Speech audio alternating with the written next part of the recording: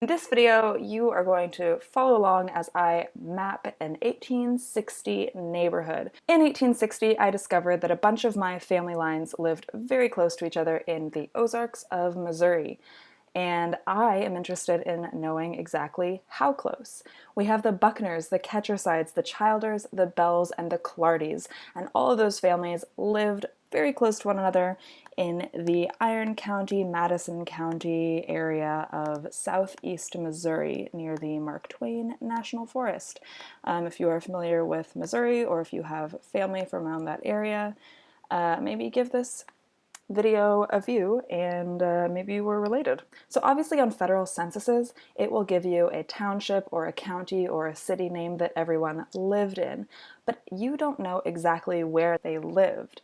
And so once you know that they all lived within the same area based on the censuses, you can then go into BLM Glow and find their land patent. And I will link that video down below for you. I made a video on how to find land patents on BLM Glow, and I also made a video on how to map those land patents in BLM Glow. So I'm not going to do that for the purpose of this video. I'm not going to give a tutorial on how to map those land patents. I'm just going to show you a video of me making this neighborhood because I think it's creative, I think it's fun. It's a very interactive way to engage in your genealogy, and I just love it. So here is this document where I listed out the people that are living close to one another in the 1860 federal census, and next to them we have the accompanying land patent. Something that I noticed in Missouri is if you click on the land description, it actually has data limitations and it cannot map the sections. So it maps more generally the township, and so although Joel made a ton of purchases, I have a feeling they're all going to be in the same township, maybe different sections, but I won't be able to get that information anyway from BLM Glow, so at least I have a general idea. And then we also have Susan Ketcherside, whose maiden name was Childers. Her land, we know, was bought by her husband Wesley Ketcherside in 1857. He's dead by 1860, but Susan still lives there. Then we have Nancy Buckner, who I assume is Joel's mother, but I haven't been able to make that connection yet. Her maiden name was likely Carr, but still no proof. That's just lore. We know that she lived in this area in 1860, and I was able to trace the land that she lived on based on a patent in which she awards the land to another guy named Benjamin Johnson in 1859. And the original patent was given to her husband, who is dead by 1860, and he was actually given the land under the Scripps Warrant Act. So that's interesting. Then we have Burl Childers, who is Susan's father. We have Milton Bell. His granddaughter would go on to marry Joel's granddaughter, so I'm pretty sure they don't know each other, but it's interesting that they lived so close to one another. Then we have Nancy Clardy, whose granddaughter married Milton Bell's son. And so it's just interesting to see everyone living in the same area. So I want to know exactly how close they live to one another, just so I can visualize it. So let's go ahead and do that. Okay, so here I mapped Joel Buckner's land. As suspected, I only got the township out of all of those patents because for some reason there's just data limitations in Missouri specifically. This is the township that Joel lived in. It's pretty large, but I do know that he lived somewhere within this square. And actually, if you'll notice, there is a Ketcherside Mountain Conservation Area, which is undoubtedly named for my same Ketcherside family. So if you've been to this area of Missouri, leave a comment below. I would love to know what it's like. I would love to go there someday.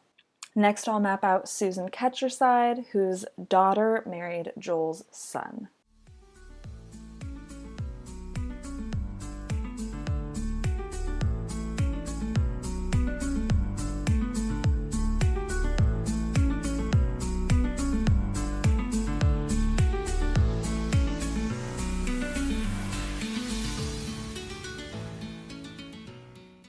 Okay, so here we've mapped the land that somewhere within this township, Wesley Ketcherside, who was Susan Ketcherside's husband, somewhere within this township is where he bought his land. So once again, Susan's daughter married Joel's son. So this is where the two families lived in 1860. Next, we'll map Nancy Buckner, who I believe is Joel's mother, but I do not have proof yet. But I just want to see how close exactly she lived to Joel.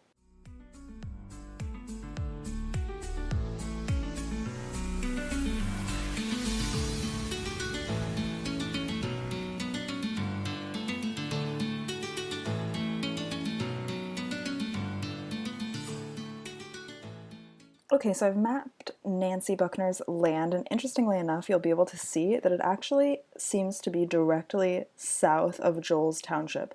So they lived in adjoining townships, which is extremely close, and that is another clue to lead me to believe that they were related in some close way. Let's go on to the next one, who is Burl Childers.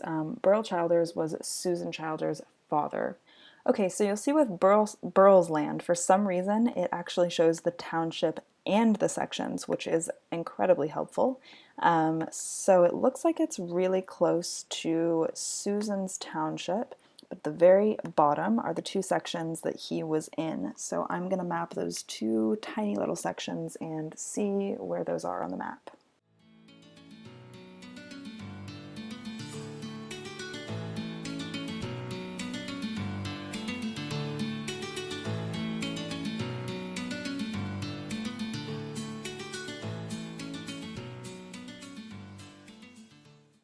Okay, so there are the two little sections that Burl Childers bought his land. We can see that Burl Childers, who is Susan's father, lived right next to the township that Susan supposedly lived in. So let's go on to the next one, Milton Bell. This one will be interesting because the Bells didn't marry into the Buckners until about 2 generations later.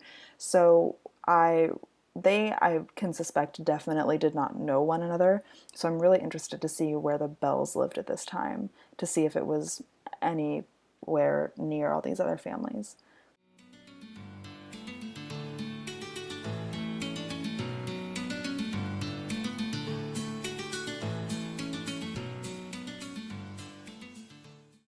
Okay, so there's the township that Milton lived in, and I know that Milton and his family lived, I guess they said they lived in Bellevue, which is very close to here. I don't know exactly where in this township they lived, but again, still very close to these other families, so it's no wonder that they eventually married one another. So finally we have Nancy Clardy. Her granddaughter married Milton's son, and actually at this point in her life, Nancy Clardy was Nancy Wren. It was her second husband, George Wren, that she lived with in 1860. I am not a descendant of George Wren. I am a descendant of Nancy's first husband. But anyway, she was Nancy Wren. She lived with George at this time, who purchased the land in 1859. So let's see how close they lived to everybody.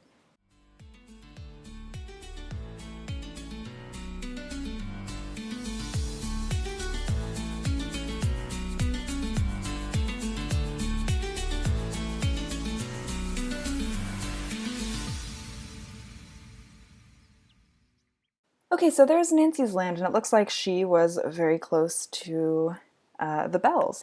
One way to find out where all these families lived within their townships would be to get a plat map or a county land ownership map. Any map that was drawn out at the time will probably have the exact plots of land. I have yet to get those for these families, but I also did a video, which you can find down below, on how to find a land patent if you only have the county land ownership map, so that could also be helpful for you. So here we have all the 6 families that were purported to live within the same vicinity of one another in the 1860 federal census, and I have mapped them all out, and they live pretty close to one another. So I just think this is a really fun way to interact with your genealogy, to be able to visualize it. And again, if you're going on a genealogy road trip, all of these places would be yours to explore. For me, I'd be really lucky because I have a whole mountain conservation area that's named after my family, and I've also heard that Johnson's Shut-ins Park is amazing, so it falls into this township that my family lived in. I would be sure to visit that.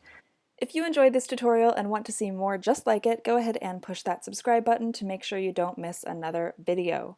Tutorials just like this one and just like the two you are seeing on your screen right now are posted every Tuesday. Thanks for watching!